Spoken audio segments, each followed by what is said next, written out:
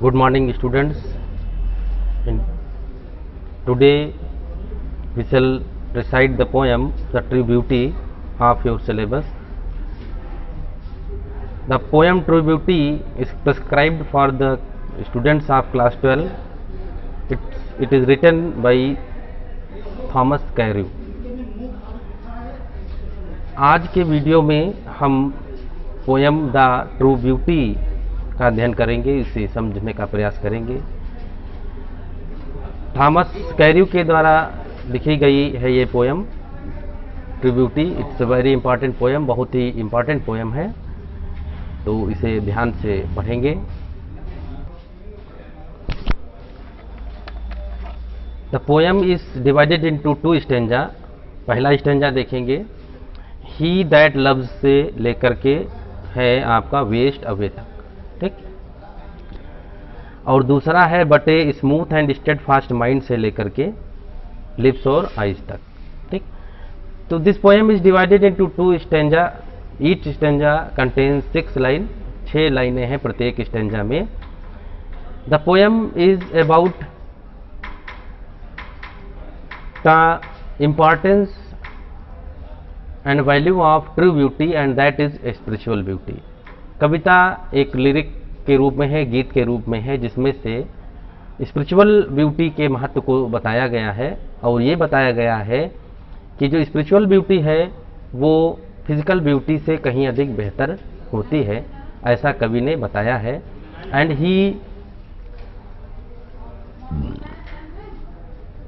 tries to establish that spiritual beauty is worth following, कि जो spiritual beauty है उसे हमें अपनाना चाहिए, वो अपनाने योग्य है, और फिजिकल ब्यूटी के पीछे हमें भागना नहीं चाहिए, क्योंकि ये बहुत लंबे समय तक नहीं रहती है and it is painful, whereas the spiritual beauty soothes you, gives you relax for it is a permanent pleasure. ये कह सकते हैं स्पिरिचुअल ब्यूटी एक परमानेंट प्लेजर है, ठीक। तो देखते हैं, कभी कहता पहले स्टेंजा में वो फिजिकल ब्यूटी के जो डीमेरिट्स हैं उसके बारे में कभी बताता है। कहता है ही दैट लव्स ए रोजी चीक। पोएम बिगिन होती है, कभी कहना चाहता है कि वह जो प्रेम करता है रोजी चीक। रोजी माने गुलाब जैसे, चीक माने गाल। वह जो गुलाब जैसे गालों से प्रेम करता है, ठीक। और एक कोरल लिप एडमायर्स, अथवा मूंगे के समान होठों की प्रशंसा करता है।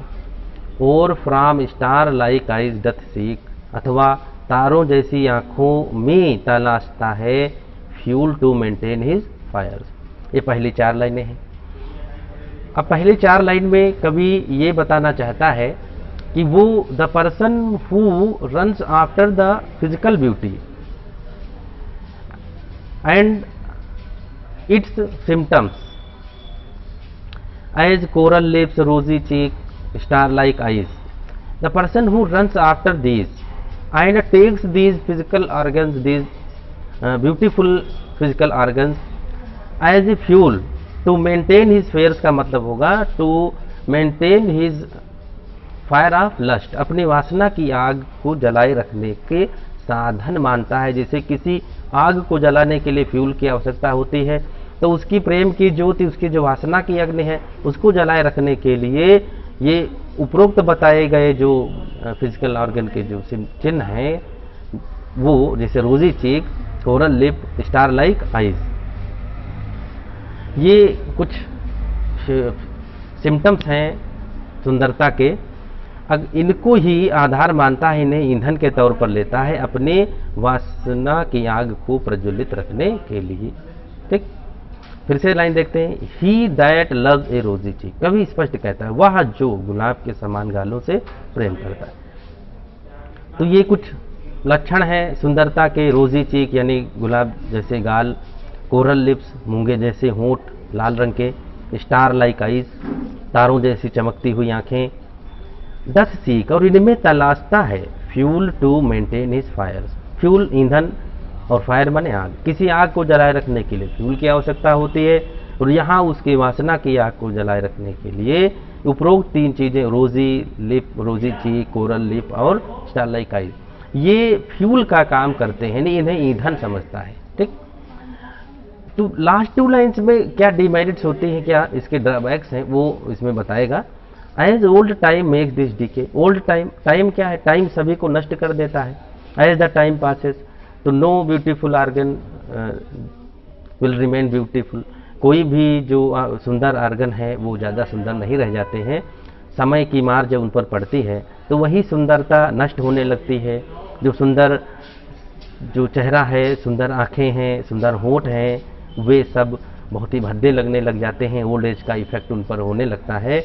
तो as old time makes this decay, as the year rolled by, जैसे जैसे वक्त बीतता जाता है, and the person is no longer remains beautiful, और वो व्यक्ति ज़्यादा सुंदर नहीं रह जाता है, उसी समय so his flames must waste away, तो उसकी जो फ्लेम्स हैं, जो ज्योति है, जो उसकी चाहत की ज्योति थी, वो भी नष्ट होने लगती है, यानी समाप्त हो जाती है।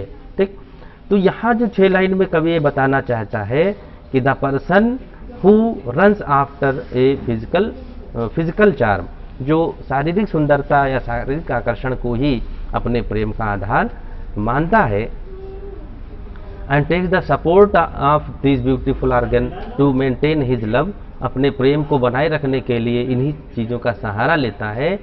आफ्टर ईयर्स एंड ईयर्स, जब वर्ष बीत जाते हैं, and the person becomes old अगली, जब वो व्यक्ति बूढ़ा हो जाता है, अगली हो जाता है, बदसूरत हो जाता है। ठीक, और उसकी आईज उतनी ब्राइट नहीं रह जाती हैं, डीप एंड रोमांटिक नहीं रह जाती हैं। ठीक, तो जिन लोगों के लिए फिजिकल चार्म्स ही उनके बेस है उनके प्रेम का, यानी the person who for whom physical charm is the base of their love, जिन लोगों के लिए फिजिकल चार्म ही बेस है, आधार है, उनके प्रेम का आधार है, ऐसे लोगों का प्रेम तब समाप्त हो जाता है जब ये जो फिजिकल चार्म है वो अपना चार्म खो देता है, आकर्षण खो देता है। ठीक,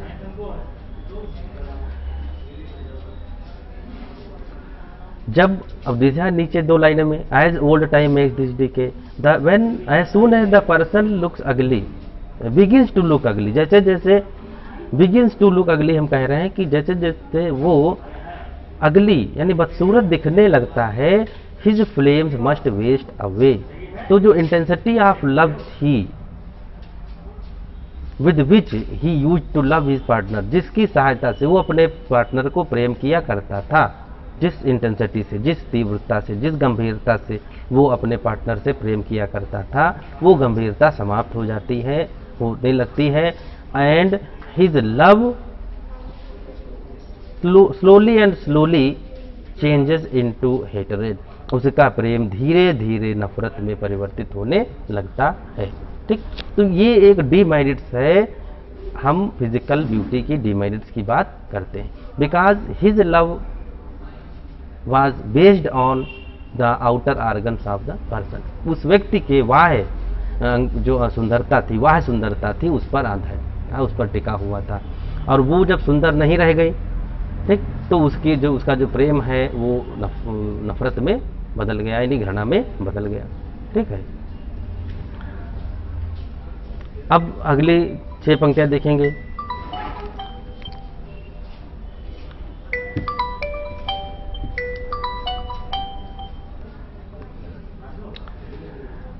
जो दूसरे हाफ में कवि उस परमानेंट सुंदरता के बारे में बताता है, परमानेंट चाहत के बारे में बताता है कि ये जो परमानेंट ब्यूटी है, जो जिससे बनी हुई होती है, जिन तत्वों से बनी होती है, वो उसे कभी भी नष्ट नहीं होने देती। ठीक, इस वजह से जो इस इंटरनल ब्यूटी को पसंद करता है, स्पिरिचुअल ब्यूटी को पसंद करता है, उसका प्रेम सदैव और सदैव के लिए बना रहता है।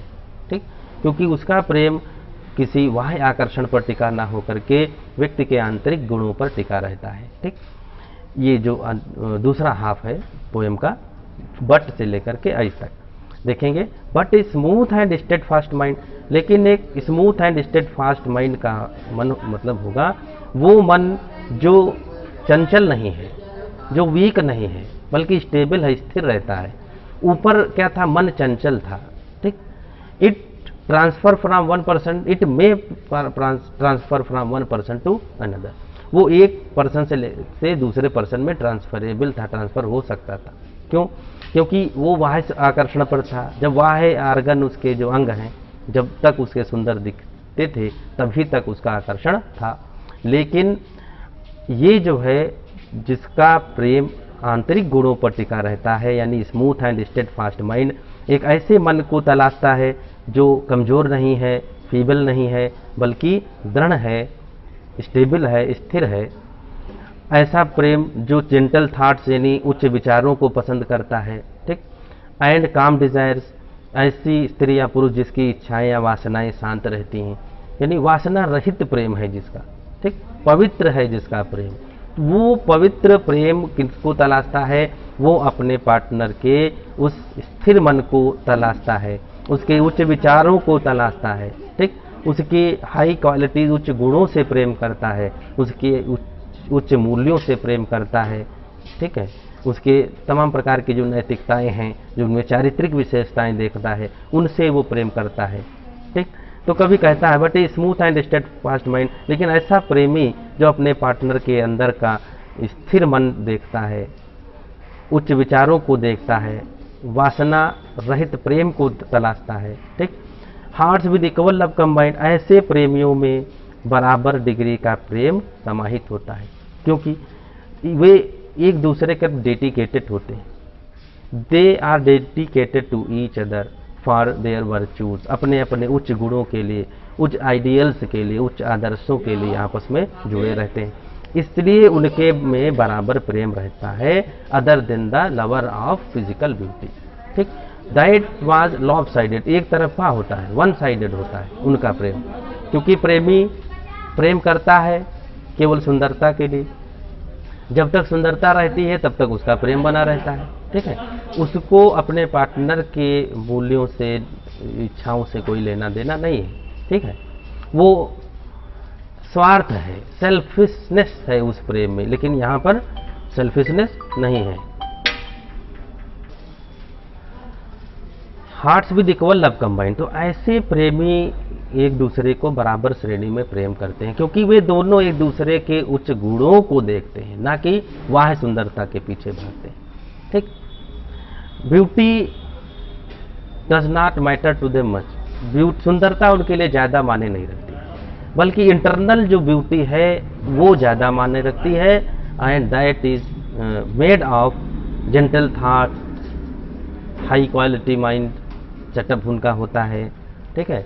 वैल्यूज़ होती है, मॉरलिटी होती है उनके अंदर, दे है ब्यूटी ऑफ कैरेक्टर, उनके अंदर चरित्र की सुंदरता होती है, मन की सुंदरता होती है, हृदय की सुंदरता होती है, ठीक। तो इन गुणों को ही ज़्यादा वो पसंद करते हैं, ठीक है। Beauty does not matter to them much.